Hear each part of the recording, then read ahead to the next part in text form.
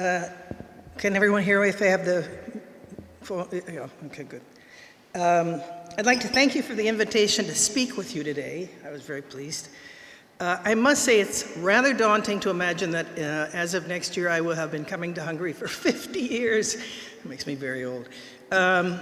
So I've had the privilege of position of being witnessed all long decades of late socialism and also the period afterward. I don't intend to wax very theoretical about socialism in my presentation, but simply to offer a few memories and observations that an anthropologist can provide. So I was asked to speak about the work. Is there a light here or something that I could use? Is there a light? I can't see. It's hard to see. Well, maybe if I hold it this way. Oh, this is better. So I was asked to speak about the work of anthropologists during the socialist period in Eastern Europe, and shall do so, but I will also offer some observations in my own experience, both in terms of my research and everyday life. So first and foremost, it's important to realize that in the field of anthropology, it was extremely rare for someone to do research in Europe. Important work had been conducted in Ireland, in Greece, in France, in Spain, but it was rarely taught in undergraduate classes. So when I was in graduate school at the University of Chicago in the early 80s, people thought that my work was not at all anthropological. I mean, they literally thought it didn't belong in the field. At that time, there was a strong predilection for exploring what were referred to as primitive societies, which is even then was a problematic term. And this may have been the last blast of fetishizing the primitive, and anthropology has changed a great deal since then, as you probably know, and people don't go and study face-to-face communities anymore. They move far beyond the traditional sites of Africa, Australia, Melanesia, South Asia, and so on.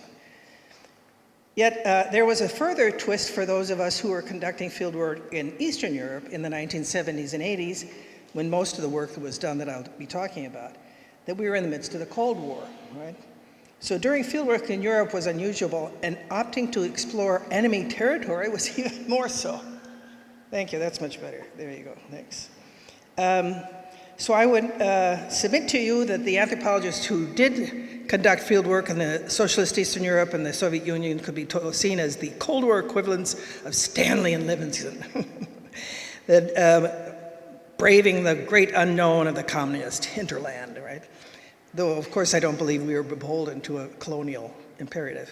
Now, I jest, of course, but there was some sense in which the socialist bloc was hidden from view. It was literally walled off, right? Which lent our work, in some sense, a certain panache. The first pioneer, of course, was Carolyn Humphrey, a British scholar who, in the late 1960s, conducted fieldwork in Siberia among the Buryat, the Mongolian people who were living there. So that's a very amazing accomplishment in the Soviet Union in the late 60s to actually have been conducting fieldwork. She was, in particular, for her dissertation, writing about religious iconography, but she wrote, as you probably know, a very famous book called Karl Marx Collective, which was the first major tome that so many of us as anthropologists referred to, because it was the first time we read something that people were writing about the actual experiences of people in collectivization from an anthropological point of view. Now, again, I'm speaking primarily about anthropologists from the United States and from England, but that's the focus that I'm taking today. So people were unevenly distributed across the region. So by my count, there were 10 anthropologists who were working in Hungary, 5 in Romania, 4 in Yugoslavia, 2 in Poland, and 2 in Bulgaria. So you see, there weren't very many people doing this research. We were a very small community, but we liked each other, so that wasn't most of the time. It's interesting that 3 of the anthropologists who did do field work in Romania have written about their experiences doing field work directly. So Sam Beck and Steve Sampson have both written articles about their work, and CATference Budapest, as you probably know, has just published a book called My Life as a Spy, in which she talks about having confronted the people who spied on her as members of the Securitate, of the secret police, and also talking to people who she knew as friends who were also people who spied on her. So it's a very interesting discussion about what it means to be a researcher and be engaged in those kinds of interactions with the secret police. But by and large, anthropologists were studying classic anthropological topics. Right? So kinship and gender were primary topics for a lot of anthropologists. Betty Denich did work on the family collective tradition of Zadruga in Serbia, as you probably are familiar with, the large family organization. Jean Hamel did work in the structural logic of kinship systems in Serbia as well. Frances Pine did a really important work on gender and family in Poland. And then there was a group of people who worked on ethnicity and nationalism and cultural traditions. So Catherine Verdi wrote a great book on a Transylvanian community in which you had German, Hungarian, and Romanians living all together in this kind of ethnic diversity, which is characteristic, of course, of Transylvania. Bob Hayden did work in Yugoslavia studying nationalism, religion, and the law. Michael Stewart did a very important work on Roma communities in Hungary. Bill Lockwood did studies of religious and ethnic diversity in Bosnia. Carol Silverman did studies of the musical traditions of the Balkans, especially in Bulgaria, and among the Roma. She's done great work in that film as well as musical study. And Gail Kligman did a great study of Romanian poetry traditions in Transylvania. So these were all classic anthropological studies in the sense that they were focused on the particular qualities of the region. For example, Zadruga, which is this South Slav kinship form. Balkan music, Roma communities, right? And of course the ethnic diversity of a region that had borders moving around and moving past people all the time. None of these projects were explicitly focused on socialism per se, although of course they did speak to the context in which they were doing their fieldwork, which was socialism. But a good group of us focused on the very specific and consequential issue of agricultural collectivization, which I believe Ivan has said before, and I agree is the most consequential social transformation in the 20th century, because of course it affected millions and millions of people in China, and the Soviet Union, Eastern Europe. There's a tendency to underplay its significance, but I think that's, and of course it's very much a means of industrialization, but it's extremely important, I think, to recognize what it meant for the people living in villages. So the sites that we chose to do our research in differed. Which gave us a very good sense of how cooperative farms, we didn't study farms, but cooperative farms were different in a great deal. Now, I've already mentioned Carol and Humphrey's work among the Buryat in Siberia. They were pastoralists, so they didn't have the kind of collective where you would have large-scale production, wheat grain production, mechanized and so on. Gerald Creed's work in Bulgaria was influenced by the very early history of land reform in Bulgaria in the late 19th century, and then also by its status as the first state that was entirely collectivized by 1958. Right? And the very strong commitment to that kind of collective effort, which is very evident in the process of decollectivization. Chris Hahn, on the other hand, did work in Hungary on a specialized cooperative, which meant there were certain regions of the country where you could not actually introduce large-scale production in wheat and sugar beets the way they did, for example, in the region where I did my field work. So they had to make accommodations for those kinds of regions. And that meant, in his case, he was studying what would be called a hybrid cooperative, in which people kept their property, but they shared the harvest together. Essentially, the cooperative was a marketing arm, you could say. Not a productive unit, right? And the region where he worked in Tazlar, lots of orchards and vineyards, so it was not the kind of area where you were really doing this large-scale production. And so it was very, very different than, for example, the area that I worked in, which was very much large-scale wheat, sugar beets, and so on. And it gave us a really valuable insight in the fact that not all cooperatives were the same. Karol Nakangast did really important work among private farmers in Poland. Of course, as you know, never collectivized agricultural property. Now, she came to this region not because she was interested in Eastern Europe per se, but because she was interested in developmental states. So I was curious to see how the Polish developmental state had dealt with agriculture and to look specifically at the forms of class differentiation that produced. It's an excellent analysis, but one aspect in particular stands out theoretically for me. I've always felt it very important. And that's specifically her study of primitive accumulation through labor exchange alone. So in agrarian communities, and perhaps other places too, it's very common to hear people say, well, we helped each other out. We went and helped each other do the harvest, or we went and helped each other. Amish went together and built a barn, right? But in her analysis, Carol wanted to think through more clearly, what did help mean? What were the significance of that kind of help? So she paid attention to people who had the advantages of owning tools and draft animals, because in many small villages, not everybody had kinds of tools that they needed, certainly not draft oxen or horses. Right? So it was very common for poor villagers to come and borrow someone's plow, right, and horse or something, and then they would exchange a day of labor for having used that plow for a day. Right? So it's a one-to-one exchange. And of course, if you think about it, what that meant was not only that they contributed labor to this other family, but they only got the plow at the very beginning of the season or at the very end, which meant that their yields were always much worse than the people who were doing it in the middle, the people who owned it. So when I thought about this question in the village where I did my field work, wealthier families, by which I mean in the village where I worked, it was a poor village, 10 to 15 acres of property, 7 hectares or whatever. A few families were able to marshal hundreds of hours of labor to work on their properties, right? Because of the exchange of their means of production, right? So over time, what that meant was higher yields, larger harvests, and of course the ability then to buy more land, right?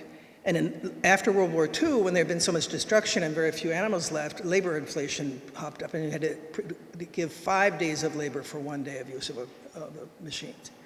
So this is an extremely important insight because it helps us understand first that whole notion of help, which is so underspecified, and also to think about primitive accumulation specifically in terms of labor, which I think is important. Now, if I turn to my own work on collectivization, my primary interest was in the history of capitalism in agrarian communities over the long delay, right? And specifically, I was interested in the rise of wage labor. So I, half-jokingly raised the question, was Marx right when he said that if you change the relations of production, people's ideas about work change? And of course he was, but the way that the things changed wasn't at all what the socialist state had expected to. So it was very kind of a mixed picture. So this led me to seek out a community that was very explicitly had been manorial. And as you probably know, most large portions of land in Hungary, 445, were in manorial estates, 20,000 hectares, 50,000 hectares owned by the Catholic Church or owned by wealthy people. These were latifundia, right? These were, I wanted to go to a community that had that kind of population because I was very curious about what were the consequences of people joining a collective who had always worked in groups, right? The reigning ideology was now they're going to leave their family, they're not going to be working with groups anymore, and things will be different. But these people had always worked in groups, right? People who lived on manorial estates, they lived in these little outposts. Primarily did all the work with animals, and the people who came to work on the grains were migrant workers or day laborers. Migrant workers from the north or day laborers from the local region. But these are people who were used to working with large groups, so it was not going to be a radical change for them to collectivize. I was also drawn to what I would call a more proletarian village because ethnographers had tended to only study people who own land. There are a lot more people in villages than people who own land, and which was, I think, underreported in a lot of ethnography. In fact, 2/3 of those who worked in the agrarian labor force had no land whatsoever, or very little, right? Huge numbers of people, right? So the image you see on these posters from the 1930s are just ridiculous. These people who are eating, all kinds of great foods and having most people were living like that. In fact, there was a very famous conservative writer who called Hungary the land of 3 million beggars. So I wanted to go to that kind of community. I wanted to be in a place where I saw that kind of class difference. Now, of course, being a graduate student full of hubris, right, I said, I'm going to prove Durkheim wrong, that guy was wrong. If you have class differentiation, you have different theories of different ideological conceptions. But of course, I was wrong, and it turned out that manorial workers or families, people who had come from manorial backgrounds, shared the same ideology as people who owned land, which surprised me. But the ideology was all about being master of oneself, being in control, one's own labor and that of the family, right? But what was different among them was that it was manifested differently in social action. Right? So people who owned land, who were masters of themselves, worked very, very hard. Right? They got up in the morning. I called it, a kind of a competition in diligence. People were kind of constantly. But if you lived on the manorial estate, what you did was you withheld your labor, right? Because that was a way in which you were master of yourself. You didn't work as hard for other people. So it was an important lesson that maybe Durkheim wasn't as, and then also just hubris of a graduate student. But the more important finding that I was interested in was, in fact, what I found to be that labor, in fact, had been commodified during the socialist period in the absence of labor markets. Right? Now, what I mean by commodification is that people understood their labor to be both temporally bound and defined by monetary value. Right? So prior to the vast changes with industrialization and collectivization, people in the countryside had worked from sunrise to sunset, and it was very common. And payment was in kind, almost entirely. They'd be paid wheat or, in goods, and exchanges at the store and other places were almost entirely in goods. Right? Interestingly, almost the only people who worked in money were day laborers because they were paid $1.40 a day for something, or one pangu. But people who had a lot of land never used money whatsoever. All the money that came into the house, they put in a box, right? So it's a very different kind of context. But once people got involved in the process of industrializing that came with socialism and, of course, the development of cooperative farms, they had to get used to being, it's E.P. Thompson, right? They had to get used to being on time at work, right? They got used to thinking about their work in bits and pieces, right? Chunks, temporal parts, and of course that those temporal parts had monetary value, right? So what they meant was that they thought about their labor in a very different way than people in the village who had grown up prior to that period. So I noticed in the village when I was doing in the 1980s, that you could look at two generations of families, and you'd see, or two generations within families. For older people, for example, keeping a cow meant a cow, let me put it that way. They kept a cow because you always kept a cow. Well, they weren't keeping cows anymore, but they kept a pig because they used to keep a lot of pigs and sell it to the socialist state. And I'd say, well, why are you keeping so many pigs? And they'd say, well, the money comes all the time. Well, obviously, it's not about the money. They're not keeping pigs for money. They're keeping pigs because they always kept pigs, and it's the integrity of a person to work hard and always have animals. But their children would think about the pig, for example, or the cow, as a bedroom set. Their understanding of these objects were entirely instrumentalized, right? A cow was a means to an end, whereas a cow for older people was of value in itself, like labor had been of value in itself. Right? Of course, I hasten to add that I was not arguing that Hungarian socialism was state capitalism, since profit did not dominate over state planning. I've always long held that if profit is not the primary concern, then it's not a capitalist state. Now, I've extended the analysis of this issue of wage labor and commodification in the absence of labor markets in a second volume, which I call the prequel, which is from 1920 to 1956, in which I look at what I call the science of commodification, the very deliberate conceptualization and definition of the value of labor, right, by people who are in work science, scientific management, Betriebswirtschaft, if you're familiar with that, very deliberately trying to figure out the value of labor and the way in which they would help manorial estates to improve their production and think about things like cost accounting. But I won't discuss this any further because it wasn't based on fieldwork, so that's a separate thing. So at this point, I'd like to turn and be a bit more informal and give you some impressions of my experiences of living in socialism. So I first arrived in Budapest in May of 1973. It boggles the mind. And I ended up staying for 2 years. I had a scholarship, I got a job, cobbled together some things. And then my fieldwork was conducted in the early 1980s. So I had been acquainted already with Hungarian society and socialism. I knew the language before I went down to do my fieldwork, which was very valuable. Now you can imagine, a young person and, someone, a budding anthropologist, you come to a study, it's so exciting, everything's all new, you're constantly learning things every day, trying to decipher a language that you didn't speak, and people who seem very different. So I had a great time. On a day-to-day, you would learn all kinds of things, and then 6 months later, your whole idea of what was going on would differ. I told people in the village after about a year, I said, you guys, you're repeating yourselves, you're telling me the same thing. Can't you tell me something new? I'm getting bored here. So, but when I was first here, it was fascinating, and learning the language, and people were so kind because people didn't learn Hungarian in those days who weren't Hungarian, they didn't. So, they would help me, they'd invite you to dinner, they were just amazed.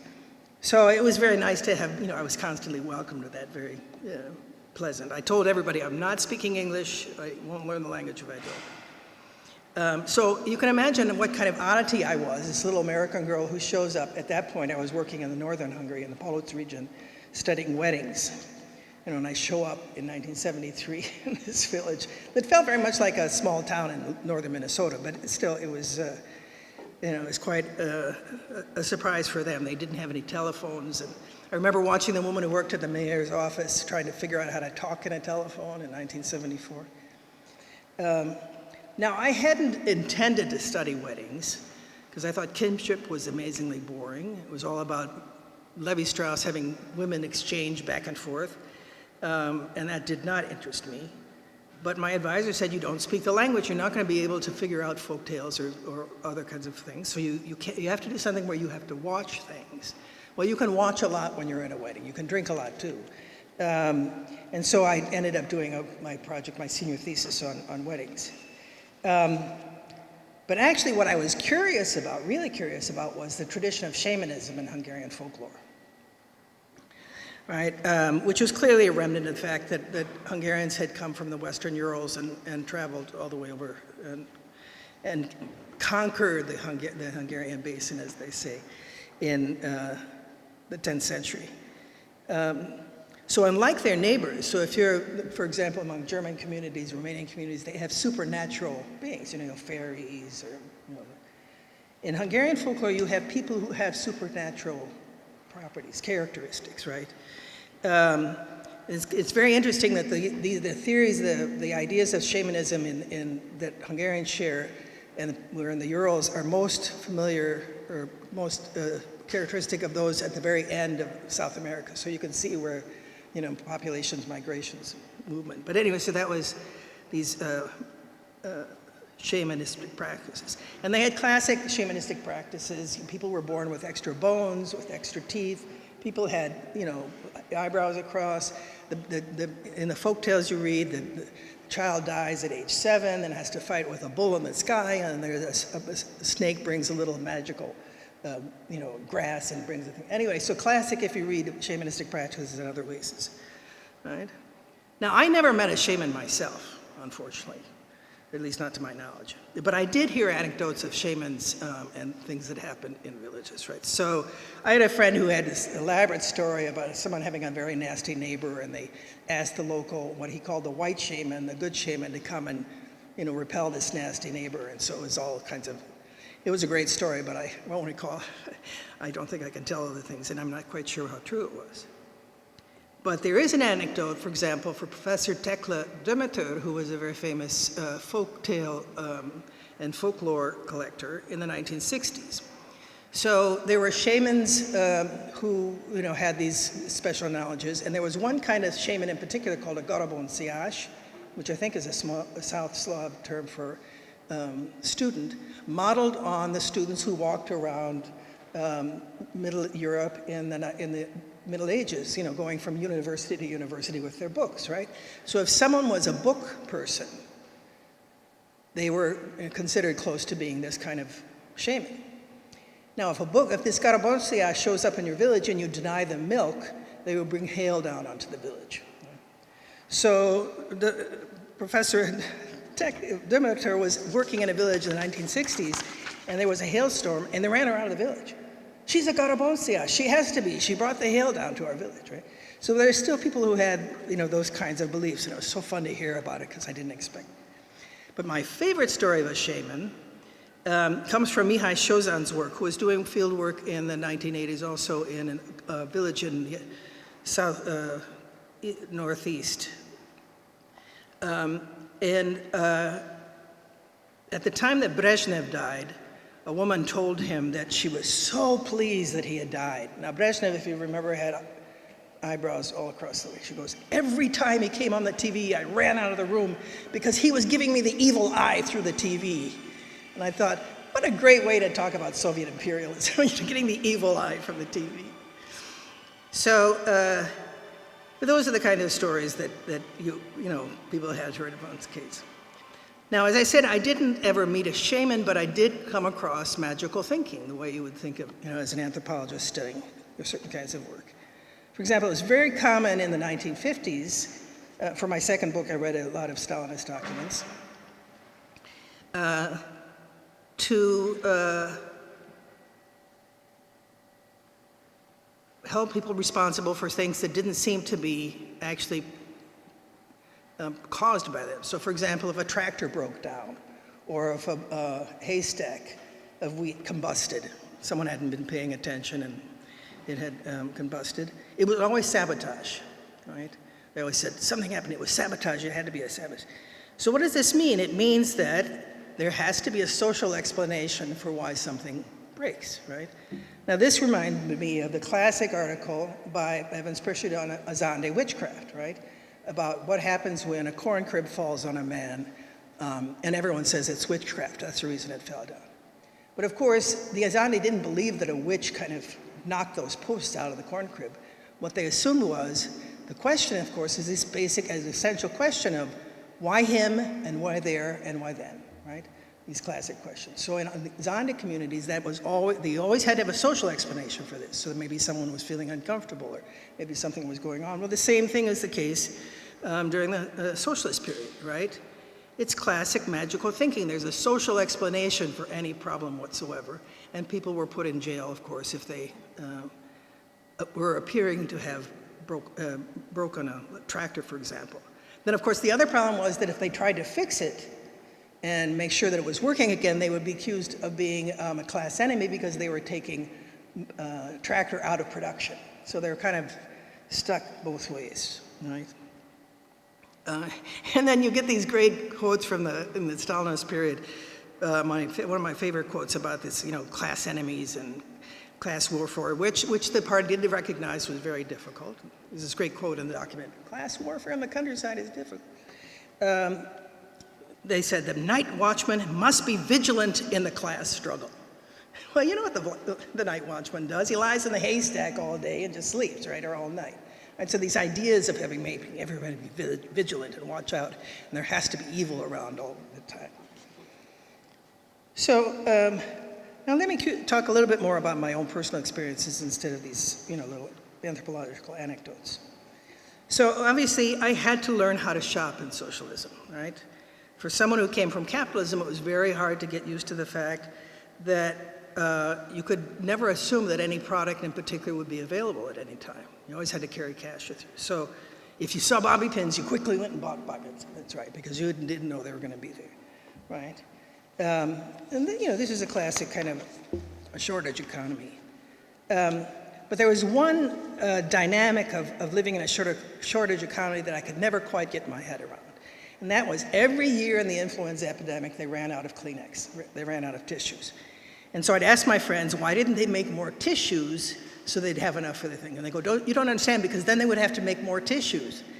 And I'm going, and what's wrong with that? Why would there be a problem? Right, and the problem, of course, is that factories were judged by on the character of their brew production. And if you made more tissues, the next year you're going to have to make more tissue. You could never be assured that you would have enough supplies, resources, to actually make those tissues. So you always kept production at the very lowest level possible. But it's still kind of... So what were my experiences with the secret police? I must say that I never took a lot of this surveillance seriously, and it turns out a lot more was going on than I expected, but I just didn't think it was significant. I mean, I wasn't very important. I was just this little person. So I knew in the 70s that my room was bugged because the room that I was living in had a box they could contact you if there was a telephone call for you downstairs. But all the wires for the box went all over the room, and so I figured, well, I guess they're listening to something.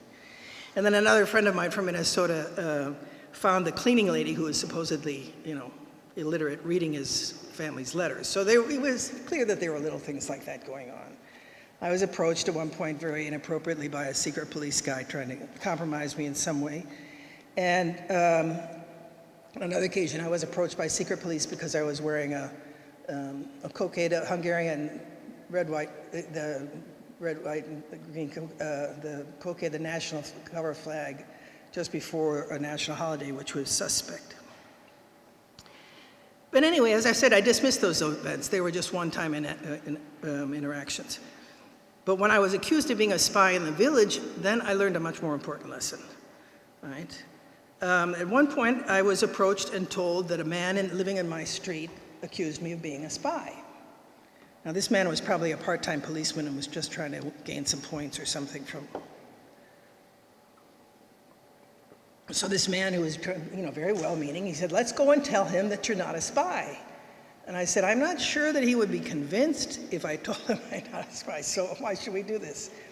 And I also kind of suggested that maybe the CIA was not interested in how many pigs they had in Shadow. I said, they've got satellites, I don't think so.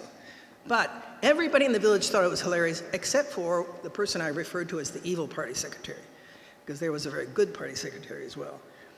And he took it very seriously. So I had to end up going to the county level offices to explain what I was doing in the village. Someone accompanied me so it wouldn't be a problem. I had absolute support from all the central authorities.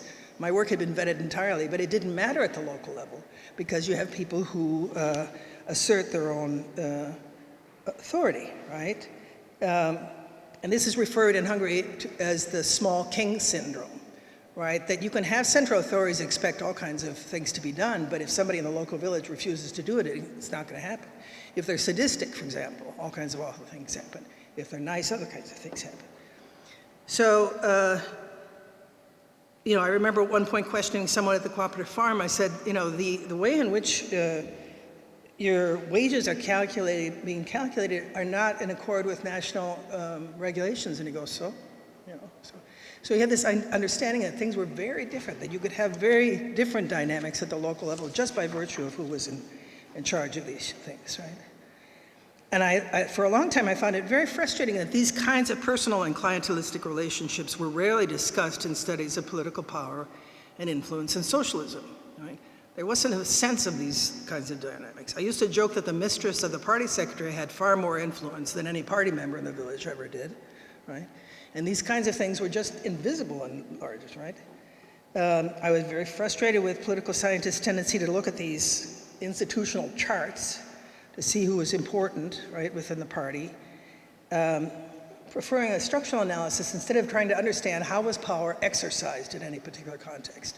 Who was exercising this kind of power and why, right?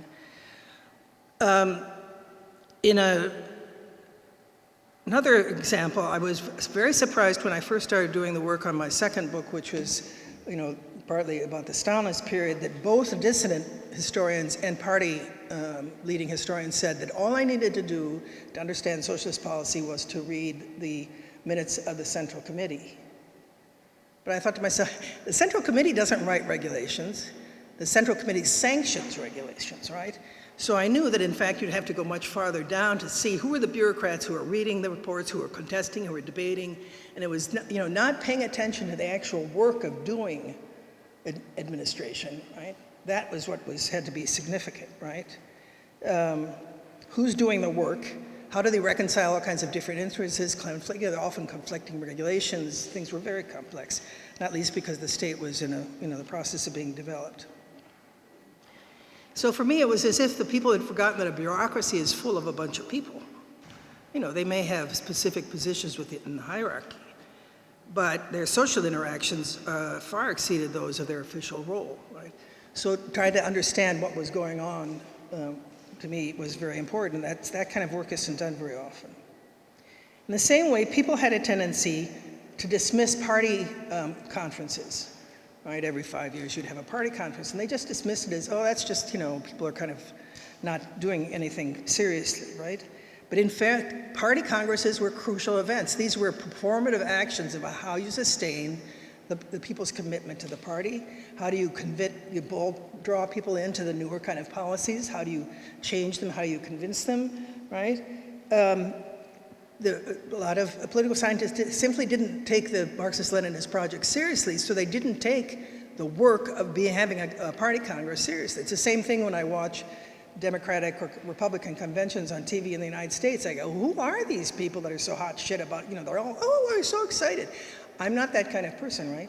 But in fact, people are that way at conferences. They are that way at party congresses. There might be some people who are just completely bored, but the point is to see them as constructive, important events that people are participating in and not dismiss them just because you have a kind of very different attitude, right? I often say that we treat people we study as if they were cardboard cutouts or puppets, and don't accord them what I think is the basic respect that we should demand, that we would demand for ourselves. We would never understand ourselves in that very simplistic kind of way, and we don't seem to extend that same kind of sympathy. So I've been trying to think about myself with these when I see the conventions, I should pay more attention to why people would be so excited to be there. Extending that kind of respect to the people that we study, I think, is extremely important. So now let me just make 2 or 3 points very specifically about dynamics and socialism, and then I'm going to tell a few jokes. So the first issue I wanted to talk about was it's very common if you read studies of socialist politics from Western speakers that they do these elaborate caveats about how you can't believe anything that's written in the documents.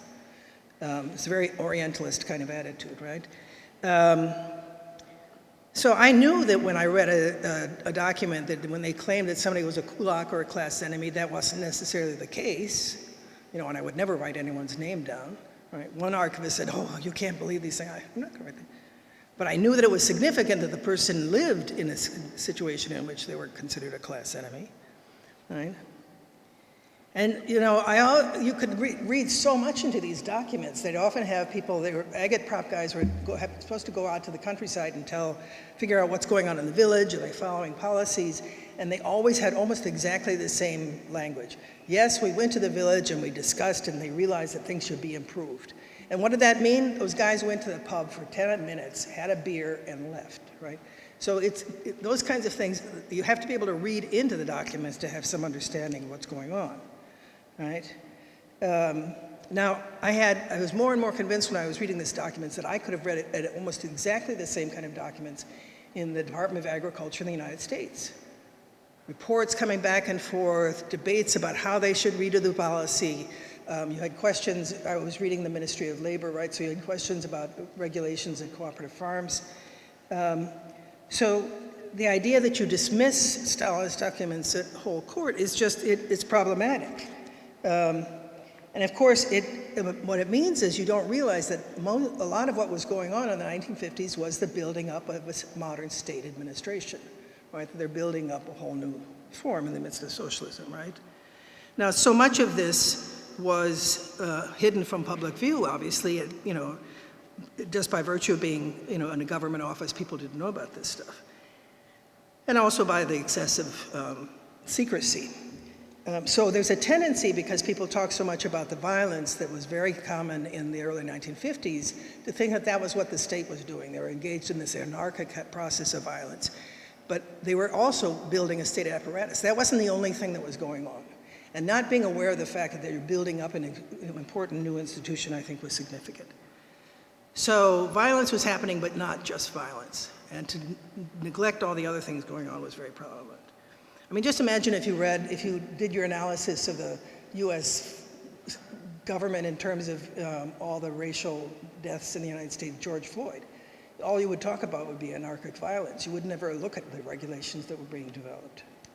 So I think it's incumbent upon us, particularly when we're doing more comparative studies of modern state formation, whether it be in socialist or capitalist regimes, that we have to pay more attention to actually what's going on a daily basis in these offices, right? And the same thing follows for the post-socialist period when people were did very superficial studies of the institutional transformation. Now, I also want to touch on the issue of shortage in the socialist economy. I already talked about that there was issues of shortage. But I worry that there's a tendency for people to exaggerate the significance of this in socialism alone. So János Kornai's insights into the workings of the socialist economy were extremely influential and forced people to be much more meticulous and much more rigorous in the way in which they studied how resources were moved around and so on. But to talk about a shortage as if it's a unique feature of socialist economies is absurd, right? You have shortage in capitalist economies. It's administered by the market. It's not administered by planning agencies, right? I've heard people make this argument on shortage, and it's like it's so problematic. And the question then is, why did it happen? How did it happen, right? So the importance again is to look at the social dynamics of what produces shortage, and not neglect other times.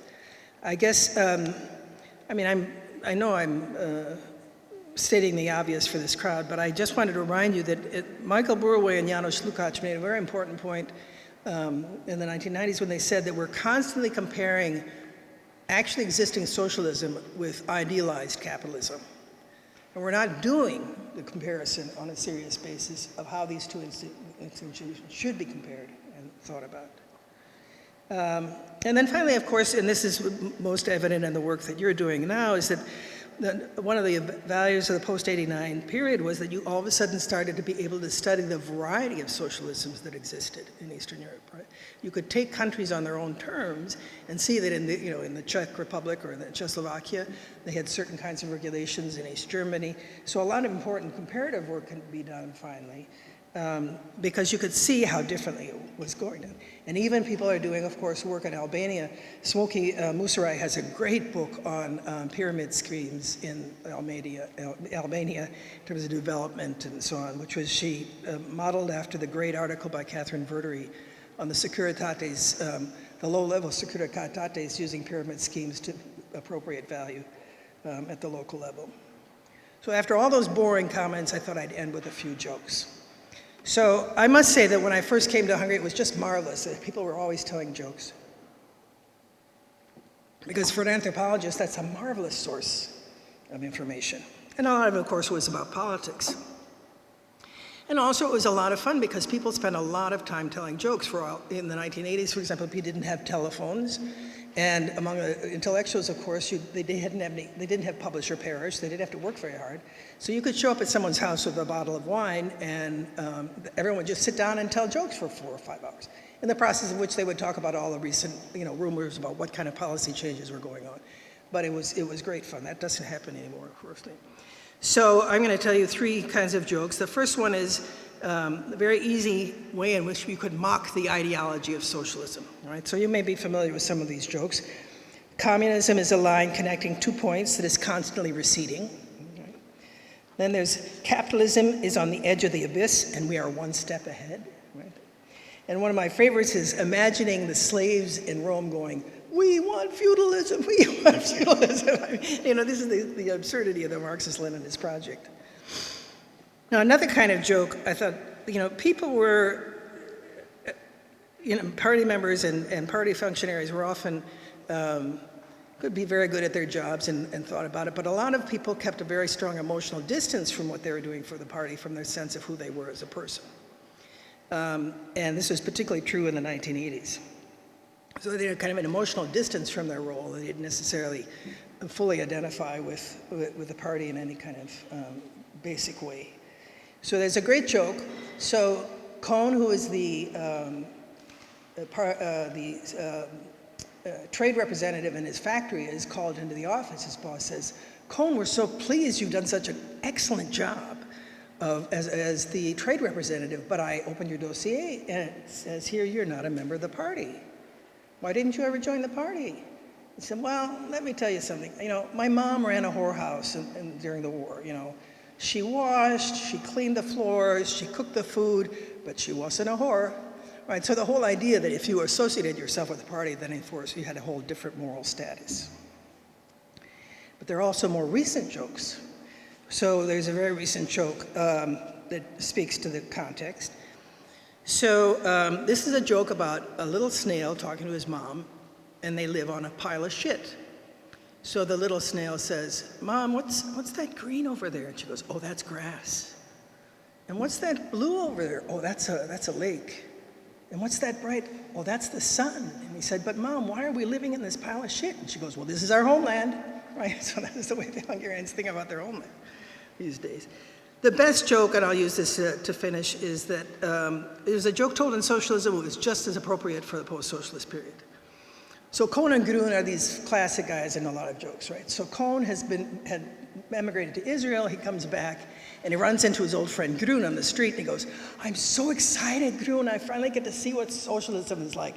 You must tell me what it's like." He says, "Good." He said, "No, I need a more extensive description." "Not so good." And so that's appropriate both for socialism and post-socialism. So that's my comments. Thank you.